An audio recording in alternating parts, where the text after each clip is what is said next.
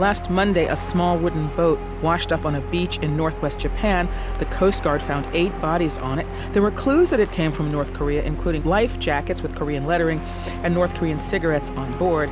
This wasn't the first incident. In fact, North Korean boats have been washing up on Japan's coast since 2013, and the number of ships has risen since then. At least 4 of these so-called ghost ships washed up on Japanese beaches just last month. These mysterious deaths were reported internationally.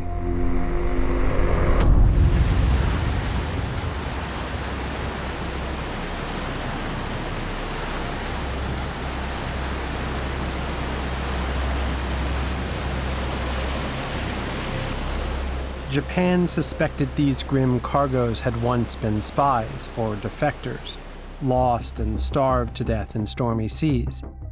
In addition to the mystery of these dead men, another curious fact also intrigued me. In Korean waters, squid numbers had plummeted by over 70%. The total amount of squid caught in Gangwon-do province, a regional specialty from the nation's East Sea, has fallen by more than half in a decade. The Gangwon-do provincial government estimates local fishermen could face financial losses of more than $80 million. For the first time, and with the help of revolutionary new satellite tracking technology, we were able to investigate what linked the dead men and the disappearing squid. Two-thirds of the planet is covered by water.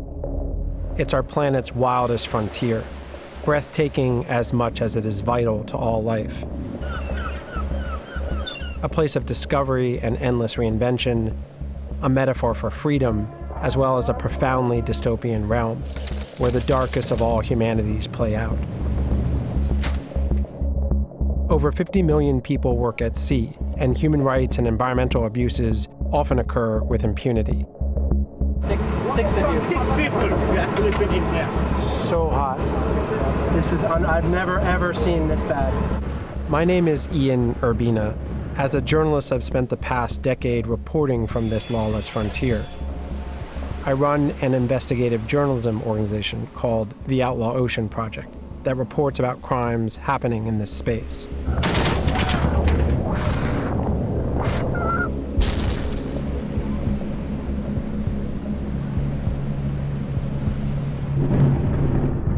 This is the Outlaw Ocean.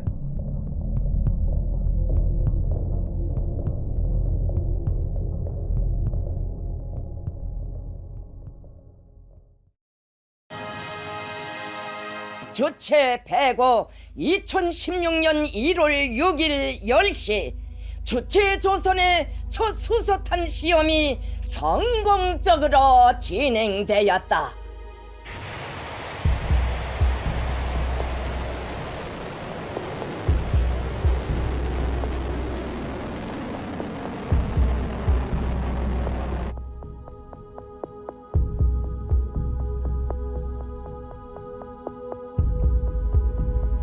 After sanctions, the North Korean currency collapsed, and the North Korean leader turned to fishing to generate export revenue and stave off famine.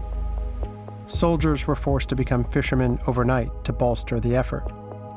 Many thought that the dead who washed ashore in Japan weren't defectors at all, but seafarers desperate to catch food, poorly trained, navigating ill-equipped boats, straying too far in the high seas. Fuel had run short, engines had stalled, a storm had finished them off. All North Korean stories are hard to investigate. Gaining access is difficult. It's harder still if it involves its unclaimed corpses washed up on foreign shores. As recently as about 5 years ago, we really had essentially no idea who was fishing where in the world's oceans. I partnered with Global Fishing Watch, a new NGO that's become a game changer. We'd like to identify where vessels are turning off their transponders, or it's called going dark. For us, when a vessel goes dark, it raises suspicion. It's a clue that something might be up on the water. But we don't know because we can't see it. That is all changing now with this new satellite technology. What you can do is you can combine the GPS positions with the images to see how many vessels out there are not broadcasting their locations.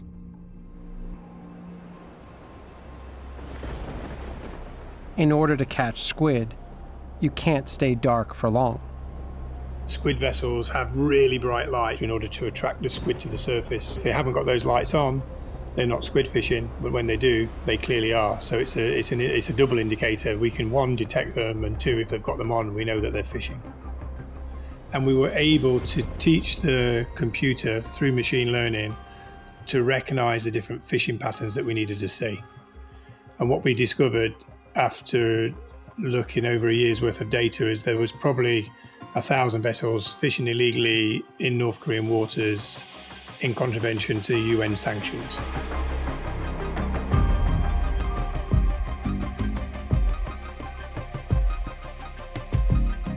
Chinese vessels fishing in North Korean waters, that is clearly in breach of UN sanctions. And news reports captured the deadly consequences. North Korean boats, which are not as strong and well built as the Chinese boats, were displaced. They were pushed further out to sea, and we now know that these ghost boats probably originated from this displaced fishery in North Korea.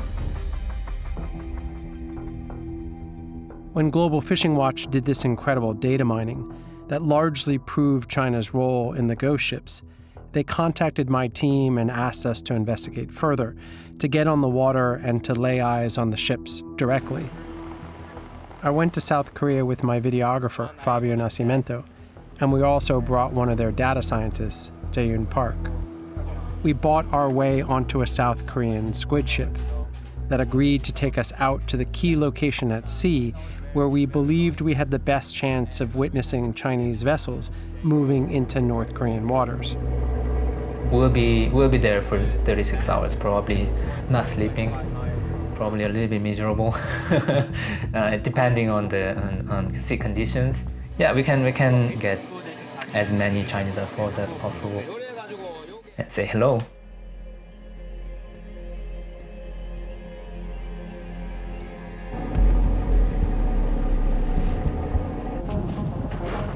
Satellite coordinates guided us to a specific location. We now waited, and as it turns out, not for very long.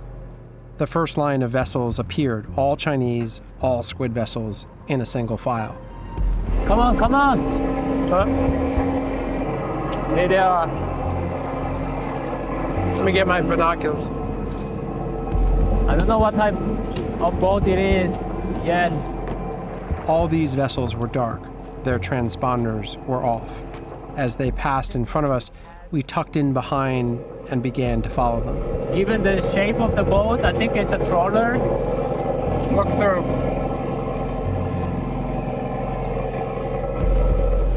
But they are really dark vessels. They don't appear on the monitoring. Only radar we can see some metal object moving.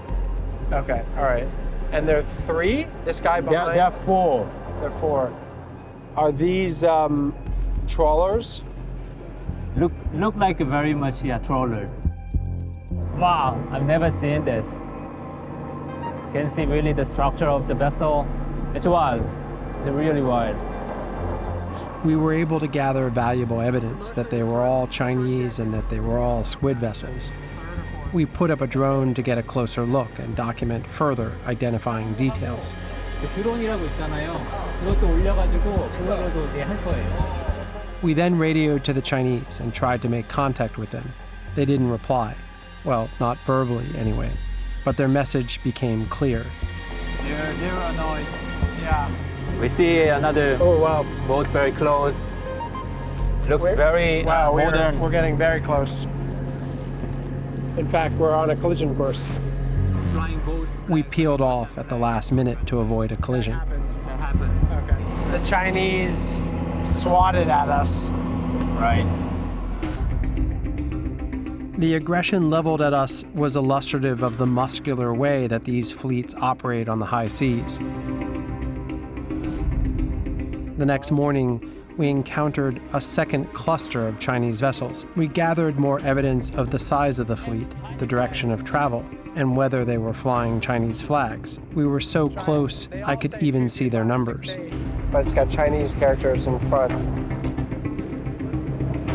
This guy's coming right at us. Should we be worried about that? We got 2 more over here. So what's our total tally then? 1, 2, 3, 4, 5, 6, 7, 8, 9.